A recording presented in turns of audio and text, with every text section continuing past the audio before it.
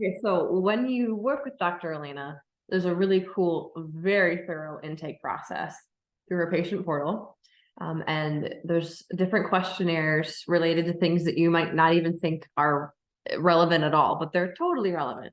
So I was filling out these questionnaires over the last few days. And one of them was very focused on sleep, which surprised me. And I think we'll have a few videos about sleep. Like, what does this have to do with my period? I don't get it. But one of the questions was, do you experience night sweats? And I'm like, yes, I certainly do, but only one night, right? And I know my period is coming in like 3 to 5 days from then because I will wake up soaking wet. Like one time a month, I'll wake up just absolutely soaked in like my bed, like it's wet. And write it down, Katie. I want to know what day of the cycle it is. Okay. Well, it was 2 nights ago. So I thought my period's gonna start today, but it hasn't yet.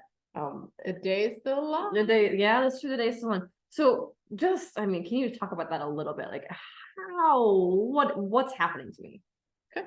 What's happening is I don't want to venture early perimenopause. Shut up. I know she's going to say, well, I'm so young for this, but perimenopause is a very long transition period. For some women can be 20 years, for others can be 2 years, 10 to 15 years on average. So what is perimenopause? It's the time, the time length when you're experiencing hormonal fluctuations. They can go up and down. Some people have heard me call estrogen oscillations as estrogen seizures, because really you can find yourself on the hill or in the valley of that estrogen level. And the fluctuations of those hormones, and as they relate the levels of the hormones as they relate to each other, so balance to each other, that's what's producing these symptoms. So night sweats, that can be related to hypoglycemia. Let's not forget about that. What's hypoglycemia is low blood sugar level. So if you do a lot of intermittent fasting or a prolonged fasting, say you finish dinner at 5 p.m. or 6 p.m. and you don't eat anything until the next day about 9 or 10 a.m., well, you may potentially experience a hypoglycemic event overnight. That usually happens around maybe 2, 3, somewhere between 2 and 4 a.m. As a result, you're going to have huge cortisol surge to try to prevent your body from going into coma, kind of waking you up, but you're waking up drenched because your sugar was so low, and your cortisol is kicking in to try to push that liver to create alternative sources of sugar. So you will wake up with night sweats simply because of prolonged fasting. That can be easily addressed. Just try to have a protein snack to stabilize your nocturnal sugars closer to bedtime. That doesn't have to be a meal. It doesn't have to be anything heavy. It can be a couple of tablespoons of, what's it called? Almond butter? Sure. Almond butter, handful of nuts, maybe half an avocado, some cottage cheese with some avocado, something very small, but protein to kind of stabilize the sugar so they don't go through that yo-yo effect, right? And you need to have that closer to your bedtime, about maybe 45 minutes prior. So it stabilizes your sugar overnight, decreases the chances for you to have a hypoglycemic event, decreases the chances of that cortisol surge, wakes you up, and then you can fall asleep. So that's one. Two. Oh, can I pause for a second? Yeah, absolutely. Is that explanation regardless of where you're at in your cycle Yes. for men and women? Yes, regardless of your cycle. Absolutely. Okay. I mean, I can see how that would apply to my life. Yes, definitely. Stress alone can cause that. And when there's this fad about eating less and exercising more is going to result in weight loss. It never does. So please don't do that. And fasting, while it's good and necessary, because that's when cellular cleanup happens, you want to eliminate the cellular metabolism trash that usually happens at night, that usually happens when you do fasting. But intermittent fasting, which means restrictive eating, the time of eating, right? That is beneficial, but it only applies to certain people. First, you need to make sure that your thyroid levels are adequate. Not all people with thyroid disorders are able to go through an intermittent fasting. And if done wrong, that it can result in these kind of hypoglycemic events. Indirectly or directly, actually, it will raise your stress level, your body's perception of stress.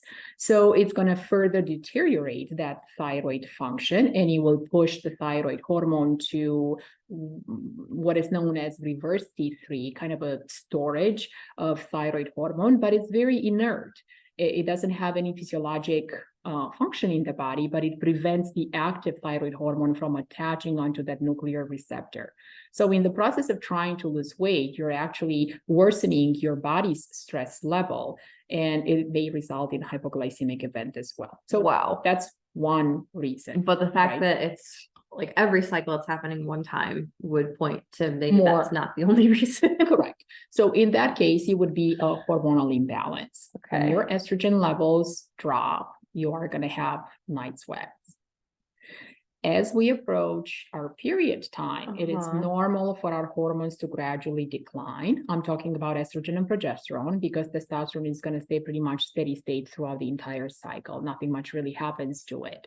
But we are having a period because estrogen and progesterone drop. If they remain elevated, it just continues to cause uterine lining growth, and progesterone is there to stabilize the uterine lining. So in order for you to shed the uterine lining, one means that you have not become pregnant. Either you haven't ovulated or you ovulated, but you have not become pregnant. So now that lining has to be shed in and results in a period. So those hormones are supposed to drop gradually. When they drop drastically, like really steep, that's when it's going to create that imbalance between estrogen and progesterone, and it's going to result in night sweats. And what did you say about perimenopause?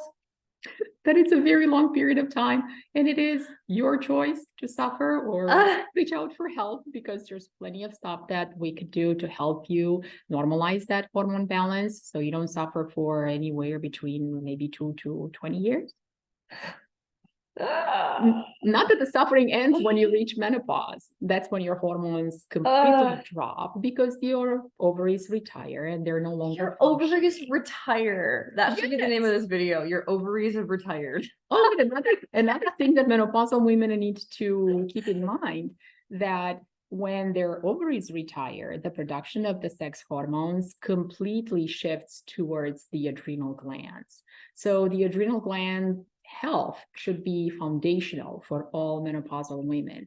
So modulating that response to stress, decreasing those stressors and the reaction to stress would be very beneficial, because the only source, in the absence of any exogenous hormonal therapy, the only source of your endogenous production of hormones is your adrenal glands. So tender loving care for those adrenal glands. I just have more questions, more videos. Thank you. My pleasure. Happy to be here. We'll see you in the next episode. My goodness.